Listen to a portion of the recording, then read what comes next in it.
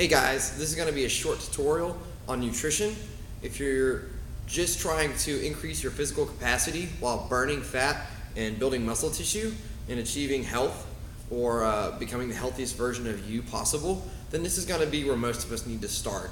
A lot of us kind of get into, I want to put on muscle mass, I want a six-pack, I want yada yada, I want to be able to run this fast of a mile, or I just want to burn a whole bunch of body fat.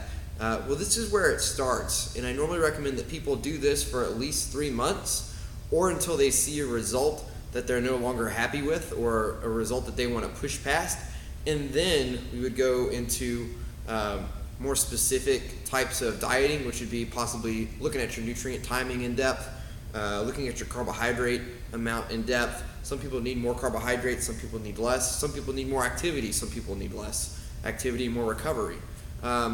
But before we ever get into those types of adjustments, 99% of people need to do this first. So this is the basics. Just like, hey, I want to win regionals in CrossFit, and what do I do? What's the best program to be on?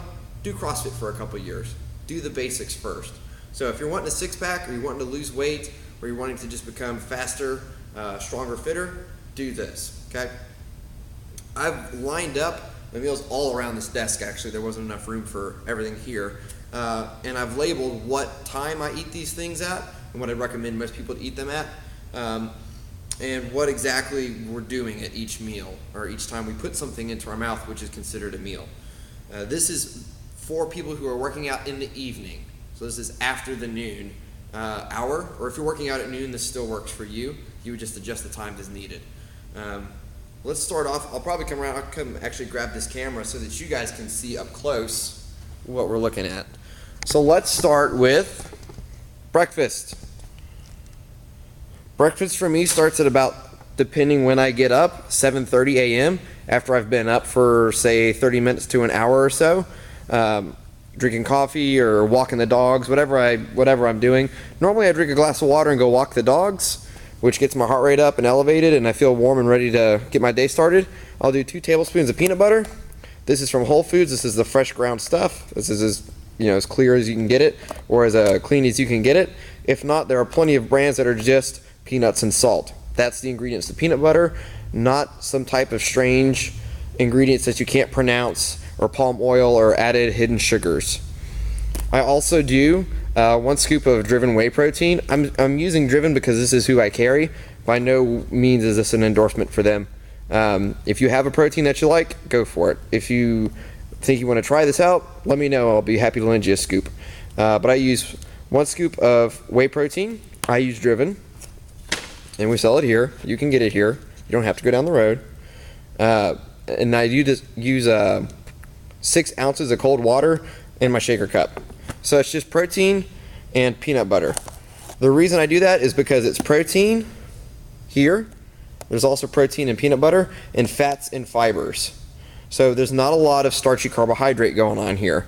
I don't want starchy carbohydrates because it elevates my insulin and makes me store fat unless I've just worked out. In that case, I'd store nutrients as muscle tissue. But since I've not worked out, any carbohydrate stuff I'm adding onto here increases my blood sugar. So 3 hours goes by. I've had my protein, fats, and fibers at breakfast. It is now 10:30. Oh no, bear with me. It is now, these don't stick well, 10:30. More protein, fats, and fibers. I don't need starchy carbohydrates. I'm not working out or anything. So for here, and I've gotten everything here today from Whole Foods roughly an hour and a half ago.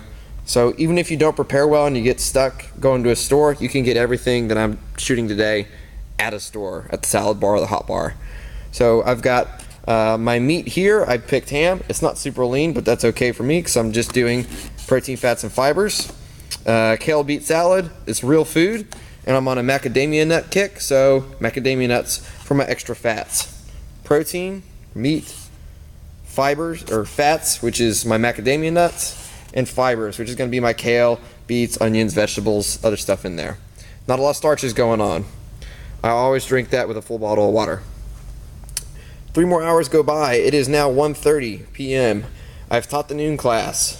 I have protein, which is chicken, fat, which is macadamia nuts again. I saw some almonds, but I just don't really care for those today. And then this cabbage crunch, which is basically fibers. There's some almonds kind of slivered in there, and it's got like a light oil dressing, which is just fats. Protein, fats, and fibers again. No starchy carbohydrates. It's 1:30. I have not had any sugar.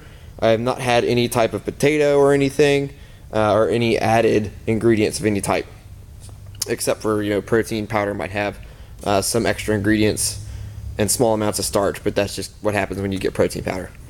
It's very minimal though. Of course, another bottle of water. So I like to work out at 4 o'clock, so 1 hour, and I've brought these out so you get a good visual. 1 hour before I work out, 3 o'clock, because I like to work out at 4, I'm going to do carbohydrates, starchy carbs, and amino acids. I have put that into here, and that is, for me, the amino, driven nutrition's amino, and then glycodrive, which is starchy carbohydrates. You guys could just eat a sweet potato if you wanted to. You can also use carbolin, which is basically the same thing as glycodrive. I just add them both into my shaker cup. The aminos make the glycodrive taste good. I drink that 1 hour before I work out. It's like a really pink Guinness. After I've done that, I have my carbohydrate source for my workout.